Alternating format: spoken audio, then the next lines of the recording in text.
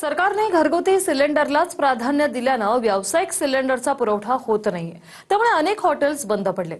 तर ज्यांनी चूल आणि कोळशावर हॉटेल सुरू ठेवलेत तिथे नाश्ता महागलाय. व्यावसायिक सिलेंडर बंद झाल्यानं हॉटेल्स आणि नाश्त्याचे ठेलेही बंद होत आहेत. तर ज्यांनी चुलीवर किंवा कोळशाचा वापर करून हॉटेल सुरू ठेवलेत त्यांनी दर वाढवल्यानं नाश्ता महाग झालाय. मुंबई आणि ठाण्यात 4 ते 5 रुपयांनी वडापाव महागलाय. व्यावसायिक सिलेंडर एकतर बंद झाला आणि त्यातही 115 रुपयांनी सिलेंडर महाग झाला. त्यामुळे लाकूड आणि कोळशावर असलेल्या व्यावसायिकांनी दरही त्याप्रमाणे वाढवले. मुंबईत कुठे 20 रुपयाचा वडापाव 25 रुपये, कुठे 22 रुपयाचा वडापाव 25 रुपयांना मिळतोय. ठाण्यातही 5 रुपयांनी वडापाव महाग झाला. बोरिवलीतील मंगेश वडापाव यांनाही गॅसचा फटका बसला. गॅस अभावी हॉटेल पूर्ण बंद करण्यापेक्षा त्यांनी चुलीवर वडापाव तयार करणं सुरू ठेवलं. इथे 22 रुपयांचा वडापाव 25 रुपये झालाय. आता आम्ही बटाटे शिजवण्याचा प्रकार हा लाकडावर करतोय आणि जो काही उरलेला गॅस आहे आमच्याकडे, बाटल्या आहेत कमर्शियल, त्याच्यावरती आम्ही तळून ते विकत आहोत. आणि अशी आमच्या सर्व ग्राहकांची आमची गैरसोय जी 2 दिवस झाली होती ती आता आम्ही कमी केलेली आहे आणि ग्राहक त्यामुळे जरा खुश झालेला आहे आमचा. पण वडापावच्या दरामध्ये तुम्ही वाढ पण केली आहेत आता? नाही, वाढ थोडीशीच केली. ठाण्यातही ही स्थिती आहे. गॅस सिलेंडर सोबतच बेसन आणि तेलाच्या किमती वाढल्यानं वडापावही 5 रुपयांनी महाग झाला. तेलाचा वाढलेला आहे, सगळ्याचा भाव वाढला म्हणून 5 रुपये वाढवलं वडापाव. कोणत्या किमती वाढवण्यात आलेल्या आहेत त्यामुळे तुम्हाला? भाजी पाव, वडापाव, समोसा पाव, ते किमती वाढवले. कारण काय त्या किमती मागे वाढवण्यात कोणकोणते असे किमती वाढल्यामुळे तुम्हाला यामध्ये वाढ करण्यात आलेली आहे? बेसनचा वाढला आहे, तेलाचा वाढलेला आहे, सगळ्या गोष्टीचा वाढलेला आहे. बुलढाण्यातील प्रसिद्ध शेगावची कचोरीही सिलेंडर आणि महागाईच्या कचाट्यातून सुटलेली नाही. 10 रुपयांची शेगावची कचोरी आता 12 रुपये झाली. शेगाव कचोरी मात्र आता या शेगाव कचोरीला गॅस टंचाईचा फटका बसलेला आहे. राज्यातून नव्हे तर देशभरातून भाविक शेगावला येत असतात. मात्र आता याच कचोरीला गॅस सिलेंडरचा फटका बसलेला आहे.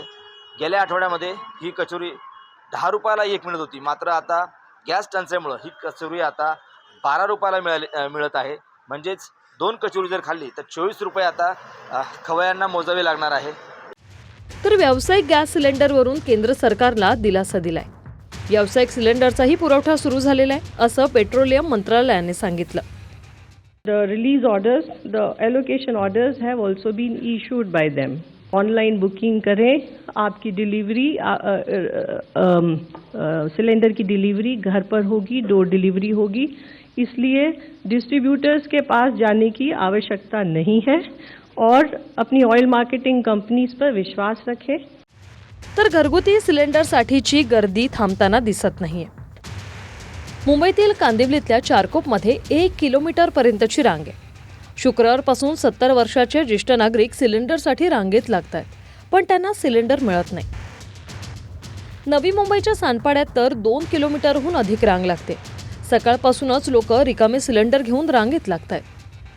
नागपूर आणि छत्रपती संभाजीनगरमध्येही सारखीच परिस्थिती आहे. शुक्रवारी मी गेलो होतो तेव्हा मला ही फक्त चिठ्ठी देण्यात आली होती. शुक्रवारी. शनिवारी मी येऊन लाईन लावलं तरी लाईनमध्ये माझा नंबर आला नाही.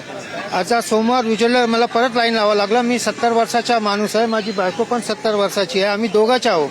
आम्हाला 3 दिवस लाईन लावावं लागतं. फक्त आमच्या 132 पासून 153 पर्यंत सोसायटी हा क्लस्टरला प्रॉब्लेम आहे. चारकोप काय सांगतात गॅसवाले, काय सांगतात आज तुम्हाला देणार, तुम्हाला असं वाटतं? नाही, ते म्हणजे नंबर आला की तुम्हाला मिळणार, नाही तर परत जावं लागणार. घरगुती सिलेंडरसाठी नागरिकांची धावाधाव स्पष्ट दिसते. तर हॉटेल व्यवसायावरही शटर डाऊन करण्याचं संकट आहे. महाराष्ट्रातील जवळजवळ 35% हॉटेल्स बंद पडलीत. तर बुधवारपर्यंत हा आकडा 75% जाण्याची भीती आहे. Bureau report, TV9 Marathi.